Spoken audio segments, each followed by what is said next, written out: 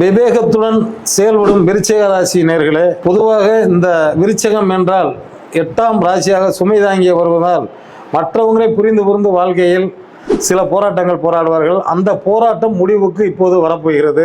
இந்த போராட்டம் கடந்த ஒரு 3 ஆண்டுகளாக குரு பயிற்சியினுடைய சனி பயிற்சி எல்லாமே பாதிப்புல தான் இருந்திருப்பாங்க. இது 8ல் குரு இருக்கு என்று சிலவர்கள் சொல்லும் போது பயம் தேவைப்படும்பாங்க. பயம் தேவையில்லை. காரணம் 12ஆம் இடத்தை விரயஸ்தானத்தையும் பார்க்கறதுனால புது அயன சயனம் போகும்பாங்க. 12ஆம் இடத்தை குரு பார்த்தால் அயன சயனம் போகும். வெளிநாட்டு தொடர்புகள் ஏற்படும். வெளிநாட்டினுடைய நிலை, அதாவது வெளிநாட்டிலிருந்து வரக்கூடிய விஷயங்கள் பூராமே இப்போ நடக்கக்கூடிய மறைமுகமான விஷயங்கள் எல்லாமே பார்த்தீங்கன்னா, ஒரு விஷயத்துக்கு 2 விஷயம் பண்ணினா கண்டிப்பாக நீங்கள் நினைக்கக்கூடியவர்களாக கிடைவீங்க. நிச்சயம் அதிலும் ஒரு கருத்தாக சொல்ல போனோம் என்றால், ஒவ்வொரு மனிதர்களையும் நம்பக்கூடாது என்பதற்கு இந்த விருச்சிக ராசி தோத்து எந்திரிப்பார்கள். இந்த ஆண்டில் சிறப்பாக வாழ்வார் என்று உறுதி கூறலாம். 8ல் குரு இருந்தால் சில கஷ்டம் இருக்கும். அதை சமாளிக்கக்கூடிய வல்லமை இந்த விருச்சிக ராசிக்கு அதிகமாக உண்டு. நிச்சயம் வெற்றி நிச்சயம். நாளும் நல்லதே நடக்கும் என்ற நல்ல கருத்தை கூறி உங்களிடமிருந்து விடைபெறுகிறேன். நன்றி, வணக்கம்.